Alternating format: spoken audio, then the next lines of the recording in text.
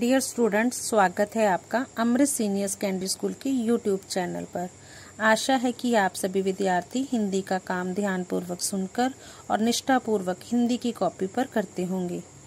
बच्चों, आज मैं आपको ई पाठ्य पुस्तक हिंदी द्वितीय भाषा पाठ नंबर 10 रब्बा मी दे पानी दे कविता करवाने जा रही हूँ, जो कि पेज नंबर 46 पर है। इस कविता के कवि श्री विनोद शर्मा जी हैं। इसमें कवि ने ईश्वर से वर्षा करने की प्रार्थना की है, क्योंकि गर्मी से इंसान तो इंसान धरती भी झुलस गई है। पानी हमारे जीवन में क्या महत्व रखता है, इसकी हमारे जीवन में क्या विशेषता है। चलो बच्चों, पढ़ते हैं कविता रब्बा मी दे पानी दे, पेज नंबर 46 पर। रब्बा मी दे पानी दे पानी दे पानी दे, लू से झुलसी धरती को एक नई जिंदगानी दे। कविता पढ़ने से पहले बेटा प्रसंग, ये काव्य जो पंक्तियां हैं वो विनोद शर्मा द्वारा रचित रब्बा मी दे पानी दे शीर्षक कविता से ली गई हैं। इसमें कवि ने ईश्वर से वर्षा लाने की प्रार्थना की है। व्याख्या देखिए बेटा। रब्बा होता है बेटा ईश्वर और मी होता है वर्षा। कवि ईश्वर से प्रार्थना करते हुए कहते हैं कि हे प्रभु, वर्षा करो और पानी दीजिए। तुम इतना पानी दो जिससे गर्मी एवं लू की लपटों से जलती हुई धरती शीतल हो जाए और लोगों को एक नया जीवन मिले, सबको नई जिंदगी प्रदान करो। कवि का कहने का भाव ये है कि इसमें वर्षा को महत्ता दी गई है। दूसरा पद्यांश, पानी से खेतों में सोना, नाचे गए गेहूं गाए जोना। पानी है तो सब है दूना, बिन पानी कत्था क्या चूना। पानी है तो है जिंदगानी, पानी खत्म तो खत्म कहानी। जीवन की कश्ती को आकर नई रवानी दे, रब्बा मी दे पानी दे। जोना होता है बेटा चना और दूना होता है दुगना।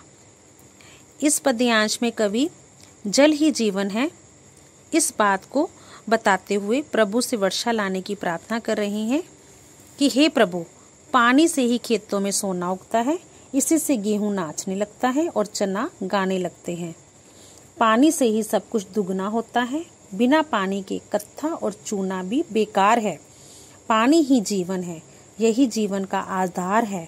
पानी के नष्ट होने से ही सब कुछ नष्ट हो जाएगा। हे प्रभु, तुम आकर जीवन की किश्ती को नई रवानी प्रदान करो। इस पद्यांश में कवि का कहने का भाव ये है कि पानी ही जीवन है और इसी भाव को इस पद्यांश में दर्शाया गया है। तीसरा पद्यांश देखो, पानी से हरियाली होती, खेतों में खुशहाली होती। क्या मवेशी क्या वनिया बूटे, पानी बिन जीवन से छूटे। आओ पानी नष्ट करे ना, प्रदूषित या व्यर्थ करे ना।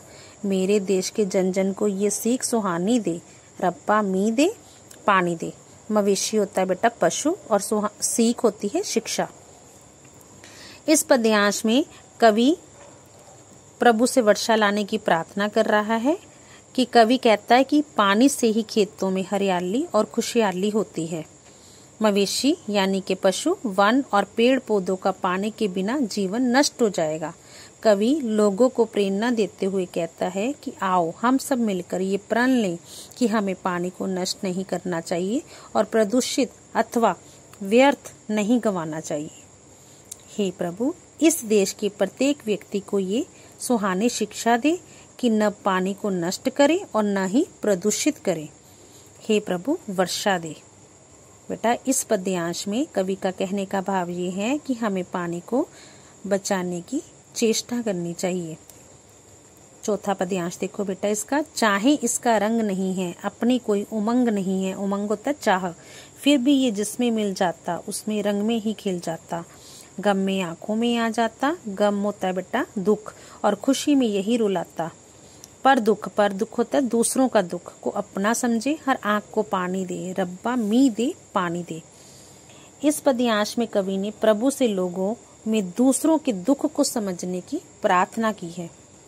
कवि कहता है कि चाहे पानी का अपना कोई रंग नहीं है, उसकी अपनी कोई उमंग नहीं है, चाह नहीं है, इच्छा नहीं है, फिर भी ये जिस रंग में मिल जाता है उसके रंग में ही खिल जाता है।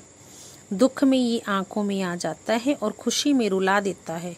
हे प्रभु, हर कोई दूसरों के दुख को अपना दुख समझे, इसीलिए हर आंख में पानी आ जाए, इसीलिए वर्षा प्रदान करो। इस पद्यांश में कवि के कहने का भाव ये है कि हमें दूसरों के दुख को अपना दुख समझने की कोशिश करनी चाहिए। बेटा, आज आपने ये कविता पढ़ी और इस कविता में हमें क्या प्रेरणा मिली कि पानी ही जीवन है, पानी से खेतों में सोना उगता है, पानी ही जीवन का आधार है, उसके बिना जीवन खत्म हो जाता है। पानी से खेतों में हरियाली और खुशहाली आती है। मवेशी, प्राणी और पेड़ पौधे पानी बिना जी नहीं सकते। पानी ही गर्मी और लू से हमें बचाता है, इसी से अनाज पैदा होता है, इसलिए जीवन में पानी की आवश्यकता बहुत है। इसके साथ ही साथ कवि ने ये सीख भी दी है कि देश के प्रत्येक नागरिक को पानी को नष्ट और प्रदूषित और व्यर्थ भी नहीं करना चाहिए, क्योंकि पानी का स्वभाव मिलनसार है, वह जिसमें भी मिल जाता है उसी के रूप में रंग जाता है। बेटा, अब मैं इसी पाठ से संबंधित कुछ प्रश्न उत्तर पूछने जा रही हूँ, जिसके उत्तर आपने इस वीडियो को सुनकर और समझकर देने हैं। पहला प्रश्न बेटा, रब्बा मी दे पानी दे कविता के कवि का क्या नाम है? दूसरा प्रश्न, इस कविता में ईश्वर से क्या प्रार्थना की गई है? तीसरा प्रश्न है, पानी का स्वभाव कैसा है? प्रश्न नंबर चौथा, पानी किसका आधार है? प्रश्न नंबर 5, खेतों में सोना का क्या अर्थ है? आपने बेटा इन प्रश्नों के उत्तर इस वीडियो को सुनकर और समझकर देने हैं, और साथ ही साथ अपने स्कूल का जो चैनल है अमृत सीनियर सेकेंडरी स्कूल, उसको सब्सक्राइब करना नहीं भूलना। धन्यवाद।